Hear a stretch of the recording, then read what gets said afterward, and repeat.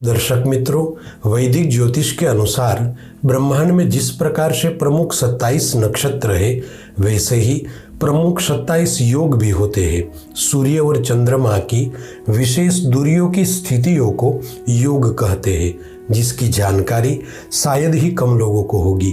हमारे जीवन में जिस प्रकार से नक्षत्रों का शुभ और अशुभ प्रभाव रहता है, उसी तरह इन 27 योगों के भी शुभ और अशुभ प्रभाव हमारे जीवन में होते हैं। दर्शक मित्रों, ब्रह्मांड में कुल मिलाकर प्रमुख 27 योग हैं, जिसमें से 14 योग ऐसे हैं जो बहुत ही शुभ है। जिन योगों में अगर किसी का जन्म हुआ हो तो उसे शुभ माना गया है। 5 योग ऐसे हैं जो मध्यम कहलाते हैं और बाकी बचे शेष 8 योग जो बहुत ही अशुभ माने जाते हैं।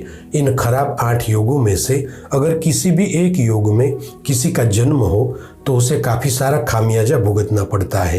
तो आज हम इसी विषय पर विस्तृत चर्चा करेंगे। जय गुरुदत्त, मैं तेजस त्रिवेदी आप सभी का श्री दत्त वैदिक एस्ट्रोलॉजी चैनल पर स्वागत करता हूं। प्रिय साथियों, आज हम इस वीडियो के माध्यम से बहुत ही महत्वपूर्ण जानकारी देने जा रहे हैं। अगर आप इस चैनल पर नए हैं तो वीडियो को लाइक करें, चैनल को सब्सक्राइब करें, ताकि ऐसी ही महत्वपूर्ण जानकारी आपको प्राप्त हो। दर्शकों, आज हम इस वीडियो के माध्यम से बात करेंगे 27 योगों में से व्याघात योग के बारे में कि वास्तव में व्याघात योग क्या है और जिनका जन्म व्याघात योग में हुआ हो उन पर इस योग के क्या क्या प्रभाव रहेंगे। दर्शक मित्रों, व्याघात योग को अत्यधिक अशुभ माना गया है। व्याघात शब्द का शाब्दिक अर्थ होता है आघात। इस योग के प्रमुख देवता वायु है और व्याघात योग के अधिष्ठाता ग्रह मंगल है, जिस कारण इस योग के बुरे प्रभाव बढ़ जाते हैं। वैदिक ज्योतिष में यहाँ तक कहा गया है कि अगर किसी भी बच्चे का जन्म व्याघात योग में होता है तो उसके जन्म उपरांत 1 वर्ष के अंदर व्याघात योग का शांति विधान करवा लेना चाहिए। उसके बाद वह बच्चा 15 साल का हो तब दोबारा इसी योग का शांति विधान करवाना उचित है, जिससे व्याघात योग में जन्मे जातकों को अपने जीवन में कोई समस्याएं न आए। क्योंकि जब किसी भी बच्चे का जन्म व्याघात योग में होता है तब उस जातक के जीवन में काफ़ी सारी समस्याएं आती है। खासकर व्याघात योग में जन्मे लोगों को आरोग्य से जुड़ी समस्याएं अधिक रहती है। बाल्यकाल में खराब स्वास्थ्य के चलते इन्हें काफ़ी कुछ समस्याएं आती है। साथ ही पढ़ाई के क्षेत्र में भी इन्हें सफलता हासिल नहीं होती। ऐसे जातक पढ़ाई लिखाई में होशियार होने के बावजूद भी बड़े संघर्षों के बाद चाहकर भी हायर एजुकेशन प्राप्त नहीं कर पाते।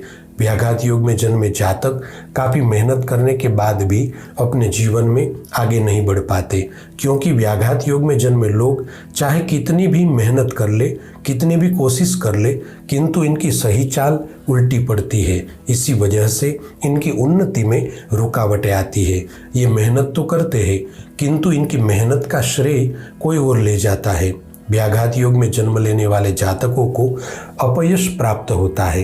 ये लोग अपने परिवार या समाज के लिए चाहे कितना भी अच्छा काम कर ले, स्वयं को समर्पित कर दे, किंतु अंत में इन्हें जो मान सम्मान मिलना चाहिए, जिनके ये हकदार होते हैं, वह सम्मान इन्हें नहीं मिलता। व्याघात योग में जन्मे लोगों की कुंडली में विवाह के अच्छे योग होने के बाद भी इनके विवाह में अड़चनें आती है।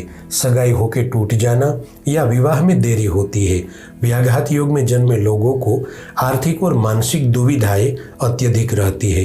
विशेष रूप से जिन लोगों का जन्म व्याघात योग में हुआ हो, उन्हें प्यार, इश्क, मोहब्बत, दोस्ती, यारी, इन सब के चक्कर में नहीं पड़ना चाहिए, क्योंकि इस योग में जन्मे लोगों को कभी प्यार और यारी में सफलता नहीं मिलती। व्याघात योग में जन्म लेने वाले जातकों को करियर को लेकर भी काफ़ी चिंताएं रहती है। इस योग के बुरे प्रभाव से जातक अपना कार्य क्षेत्र बदलता रहता है, जिस वजह से इनका करियर सेट नहीं हो पाता। अतः व्याघात योग में जन्मे लोगों को इस बात का पूरा ध्यान रखना चाहिए कि अपने जीवन में किसी भी कार्य क्षेत्र में एक जगह पर टिके रहना है, तभी जाकर आप कामयाब हो सकते हैं। वैदिक ज्योतिष के अनुसार व्याघात योग में जन्मे जातकों का भाग्योदय आयु के मध्य भाग के बाद होता है। ऐसा भी देखा गया है कि इस योग में जन्मे लोग काफ़ी हठी, गुस्सेल और ईगो वाले होते हैं। अधिक महत्वाकांक्षी होने के कारण इन लोगों को अपने सामाजिक जीवन में सफलता नहीं मिलती। व्याघात योग में किए गए कार्य का फल भी अशुभ ही माना गया है। ज्योतिष शास्त्र के अनुसार जिस दिन व्याघात योग चल रहा हो उस दिन कुछ महत्वपूर्ण कार्यों को नहीं करना चाहिए, जैसे कि पढ़ाई का आरंभ नहीं करना चाहिए। अगर आप नई दुकान या नई फैक्ट्री का ओपनिंग कर रहे हैं तो व्याघात योग के चलते न करें।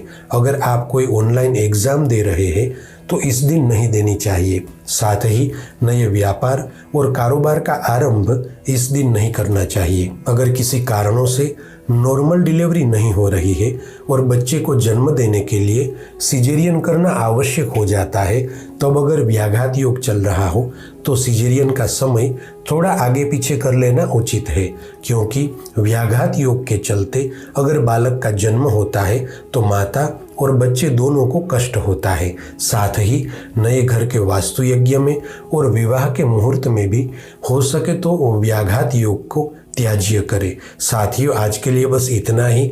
ऐसी ही ज्योतिष से संबंधित जानकारी के साथ अगले वीडियो में फिर से मिलेंगे। जय गुरुदत्त।